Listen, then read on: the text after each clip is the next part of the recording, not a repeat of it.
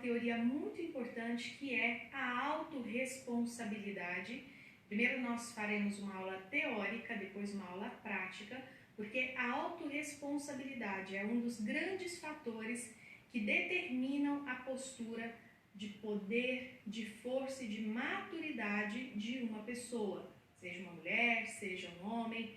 Então, a primeira coisa que eu quero te chamar a atenção é sobre não subestimar a sua capacidade de se levar para a escuridão da qual você tanto tem medo de estar, ou da escuridão da qual você já está e que tem tanto desejo de sair. O que acontece? Muitas vezes nós já sabemos quais são os caminhos que são ruins para nós, quais são as decisões que nos ferem, quais são as decisões que nos fazem ficar mal, perder energia e, no entanto, muitas vezes a gente inconscientemente acaba escolhendo por aqueles caminhos. Então, nessa aula da autorresponsabilidade, eu vou te mostrar como está nas suas mãos e como você pode evitar esses movimentos que nós chamamos de boicote. O que é boicote? É uma decisão inconsciente, ou seja, parece que é uma outra parte de você que está tomando a decisão em fazer, mas que não importa, te leva para um caminho negativo, para resultados que te machucam, que te ferem, te fazem gastar energia ou até mesmo adoecer. Então, para combater os boicotes, nós precisamos estar muito atentas, nós precisamos estar muito bem conectadas com o nosso lado mais saudável, para que a gente possa reconhecer antes de fazer, a gente possa perceber que aquilo vai nos fazer mal. Por isso que é tão importante o autoconhecimento, porque se eu me conheço, eu não preciso então enfiar o dedo na tomada para saber que aquele choque me faz mal. Eu já sei, eu não quero passar por aquilo. Então, esse movimento de autorresponsabilidade faz com que a gente fique mais atento, acionando o nosso lado maduro para que a gente evite esses boicotes. Todo ser humano faz boicote, que é tomar uma decisão que acaba ferindo, que acaba trazendo resultados negativos, mesmo que não se esperasse por aquilo. Então, eu tenho que te contar sobre qual é o maior vilão, qual é a postura que mais rouba a energia e faz com que uma pessoa que quer ter sucesso acabe não tendo. Então, a gente chama de vilão da saúde integral. Então, é o vilão que não deixa aquela pessoa ficar com o máximo da sua força. Ela sempre vai ficar com alguma coisa faltando, sempre vai ter alguma coisa para mostrar para ela que ela não é boa o suficiente, e o nome disso é a vitimização, a autovitimização. É aquele movimento de ficar sempre observando ao seu redor o mundo e se sentindo uma vítima, percebendo que todos ao seu redor lhe devem alguma coisa. Esse movimento de se vitimizar, ou seja, de se sentir sempre injustiçada, malquista, faz com que você fique sempre se levando para esse lugar de sombra, sempre se fazendo morada nesse lugar de negatividade, de pessimismo, de baixa estima. Então, nós precisamos combater, nós precisamos estar armadas até os dentes para combater a vitimização. E olha que muitas vezes nós de fato somos vítimas de algumas situações, é óbvio, nós somos. Eu acho que é impossível um ser humano passar pela vida sem se sentir realmente vítima, sem ter sido realmente vítima de algum mal feito. Só que ficar naquele lugar de vítima é o que a gente chama de revitimização. Ou seja, é exatamente o que a gente não pode permitir. Se algum dia alguém fez um mal conosco, nós temos então que saber superar. Se não tem nada para ser feito, a gente tem que saber superar. E se tem o que ser feito, a gente tem que fazer. Não dá para fugir dessa luta, porque senão fica se remoendo e se sentindo pequena. Então tem uma postura de grande diante da vida. Na vida já é grande, já tem idade madura, mas se porta como uma pessoa pequena, sempre se lamentando, se queixando nessa postura de vitimização.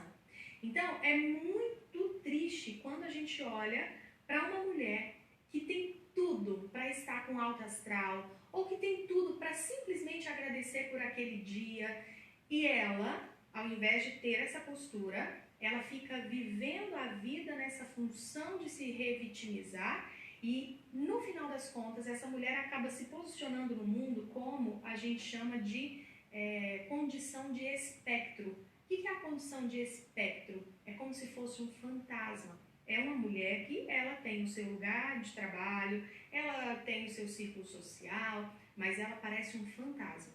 E é isso, essa condição de espectro, ou seja, é uma pessoa que está tão sem brilho que ela parece transparente. E aí, muitas vezes, por ela se portar dessa maneira, as pessoas acabam reagindo a ela dessa maneira mesmo, acabam reagindo a ela como se ela fosse um fantasma.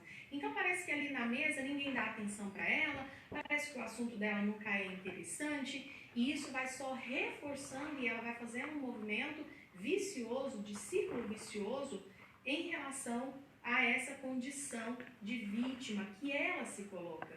E mesmo que ela tenha sido vítima realmente de alguma injustiça, isso não pode servir para justificar ir para a vida como uma vítima. Se eu fui vítima real de algo, eu preciso me orientar para saber o que cabe fazer para eu arregaçar as mangas e resolver o que precisa ser resolvido. Isso é a postura de adulto, de pessoas saudáveis no mundo.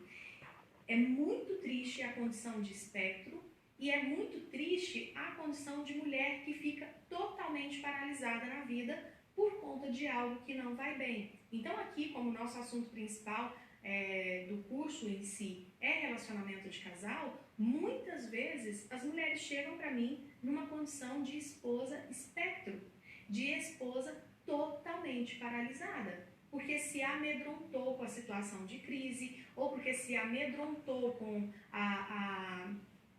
o jeito rude do homem se portar dentro do casamento. Enfim, seja pelas razões que forem, não se justifique na vitimização.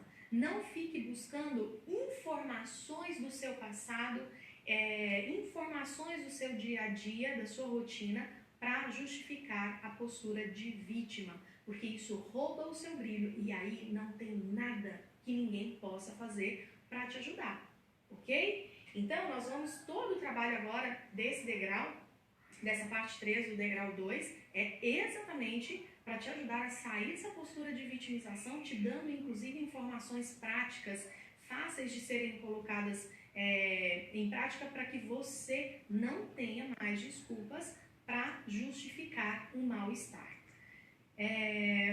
O grande sinal de amadurecimento, então, quando é que a gente vê que essa mulher não está mais nessa condição de espectro, não está mais nessa condição de paralisada, quando é que a gente começa a perceber que essa mulher já está realmente se posicionando de acordo com a maturidade que ela já tem dentro dela, por conta da vivência, por conta da idade. A gente começa a perceber quando começa a incomodar a situação de vítima, quando alguém começa a nos colocar na situação de vítima ou quando alguém começa a ter piedade de nós. Então, esses dois sinais, quando eles começam a acontecer em relação a nós, das pessoas para conosco, a gente começa a se incomodar. Enquanto tem alguém me colocando na condição de vítima e de alguma forma aquilo me deixa confortável, eu fico de certa forma bem com aquela situação, significa que eu ainda estou afastada do meu amadurecimento. Mulheres não suportam serem consideradas vítimas e nem que as pessoas fiquem tendo por ela um olhar de piedade.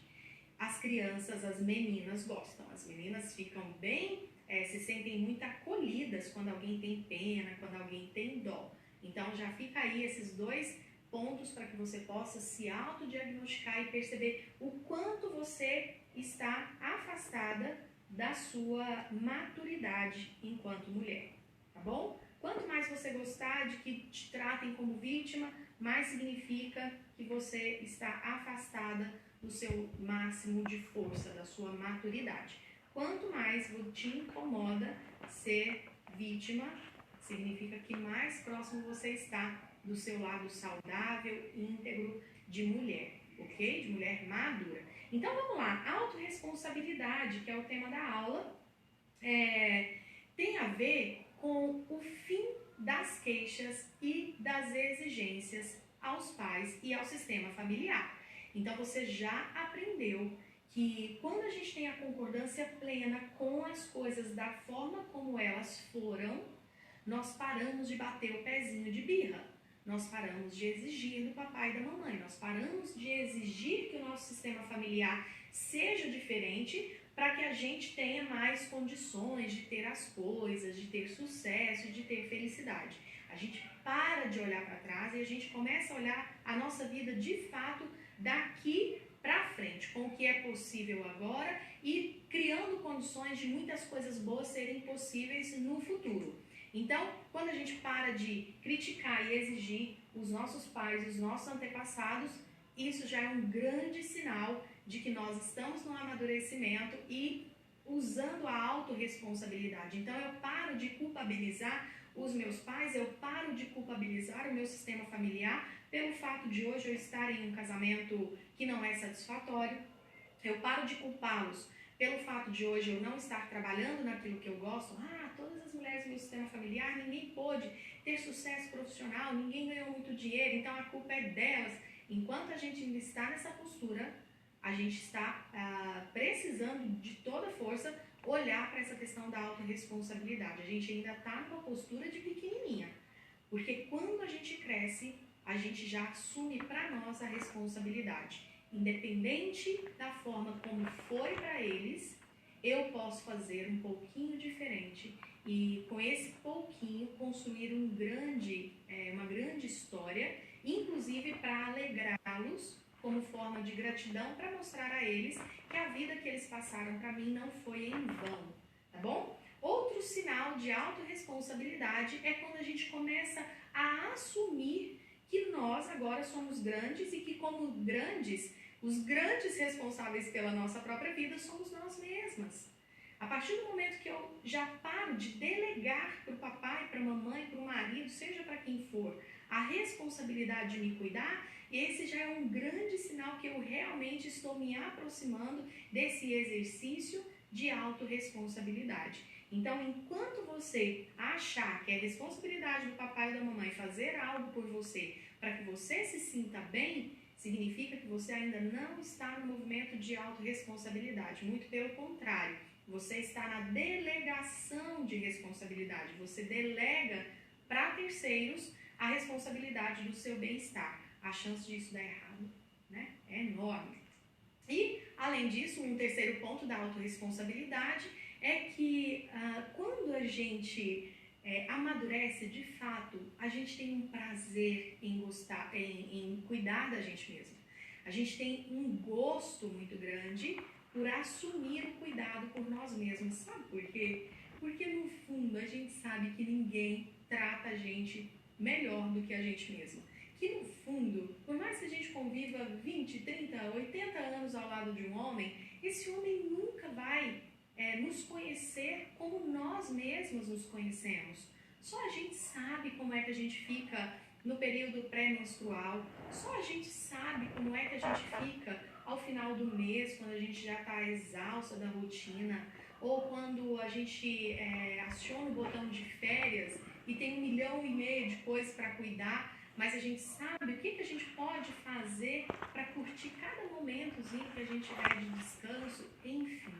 Só a gente sabe ao final do dia o que vai nos alegrar e repor nossa energia para um novo dia amanhã. Só nós sabemos se nós estamos precisando de um tempinho sozinha, só com a nossa própria imaginação, com a nossa própria conversa interna e íntima, só a gente sabe. Então, quando a gente começa a gostar de se descobrir e se cuidar, ao invés de ficar delegando isso para o marido, é ele quem tem que saber, ele tem que saber que ao final do dia eu gosto de ter um tempo comigo. Ele não tem que saber, você tem que saber. Se você sabe, você cria condições para que você tenha uma rotina adequada ao seu bem-estar. Então, se eu sei que ao final do dia eu preciso de pelo menos meia hora, 1 hora comigo mesma, eu crio na minha rotina, eu tenho que me virar e criar dentro da minha rotina condições de ter essa meia hora ou essa uma hora comigo mesma. E quando não for possível, que eu saiba relevar. Se eu sei que eu gosto de fazer uma oração de manhã, ter o meu momento de leitura de manhã, fazer 5 minutos de meditação, como eu vou sugerir para vocês ainda dentro desse degrau, eu sei que isso toma tempo. Eu sei que depois que um filho pequeno acorda, ele é totalmente dependente, ele vai querer o meu tempo. Eu sei que se o marido acorda e quer comentar alguma coisa, ou quer fazer barulho na cozinha, eu sei que a casa é dele também, eu não vou poder prendê-lo na cama enquanto eu faço isso. O que eu tenho que fazer então? Acordar meia hora, uma hora antes da galera, para eu poder fazer aquilo que me faz bem. O nome disso é autorresponsabilidade. Eu não posso dizer que eu não faço meditação porque meu marido não faz silêncio. Eu não posso dizer que eu não tenho meu tempo de leitura porque meu marido não tira o bebê do meu colo meia hora por dia para que eu possa ter o meu tempo. Entende como isso tem a ver com a postura de grande, que não quer ficar na vitimização, que quer assumir para si mesma o autocuidado. Claro que eu não estou dizendo que o seu marido deva ser alheio a isso. Ele pode saber, mas que ele saiba o que te faz bem, que ele saiba o que te repõe energia, não porque você fica falando para ele todo dia, não porque você deixou colado na geladeira para que ele leia toda hora e decore e acabe te ajudando a fazer o seu bem, te ajudando a fazer as coisas que te fazem bem. O melhor jeito é simplesmente você se organizar e fazer aquilo que te faz bem. E ele ver todos os dias que você é organizado com a sua rotina, que você sabe se priorizar quando é necessário, que você sabe equilibrar muito bem o tempo que você dedica para eles e o tempo que você dedica para você mesmo. Ok? Então, aí você já começa a perceber a força de uma mulher que trabalha com a autorresponsabilidade ao invés da vitimização. Enquanto a gente estiver na postura de vítima, vai ter que existir um algoz, vai ter que existir um malfeitor, um agressor. E é exatamente esse o movimento de guerra. Enquanto eu me coloco como vítima, se eu sou vítima de uma casa barulhenta, quem são os malfeitores? Marido, filho, enteado? E aí, se isso acontece, se eu me sinto vítima desse lugar, alguém tem que ser o algoz. O algoz, no caso, marido, filho e enteado. Se eu tenho, dentro da minha casa, essa situação de eu que quero meditar ou ler, ou, sei lá, ter o meu momento de silêncio, e eles que não me permitem, a gente então aqui acaba de construir um lindo território de guerra, onde nós temos 2 times opositores, onde cada um defende as suas próprias ideias, onde cada um tem as suas próprias verdades. E onde é que isso leva? Qual é o bem que isso faz para o relacionamento de casal? Que bem que isso faz para essas crianças? O que eu estou ensinando para essas crianças quando eu fico na vitimização? E daí eu sento e começo a chorar, porque realmente eu não tenho sossego dentro de casa, eu não tenho tempo para me cuidar, eu não tenho tempo para ir para a academia. Não adianta absolutamente nada. O que eu posso fazer então? Assumir a responsabilidade e colocar ordem. Mostrar para eles o que eu gosto de fazer, o que é importante para mim e trazê-los para junto de mim nessa tarefa. Né? Que nós possamos fazer as coisas juntos na medida do possível e quando não for possível que eu consiga me ausentar sem culpa, que eu consiga mexer nas minhas 24 horas, porque não tem como aumentá-las, que eu consiga redistribuir melhor as tarefas para que eu possa cuidar de mim mesma.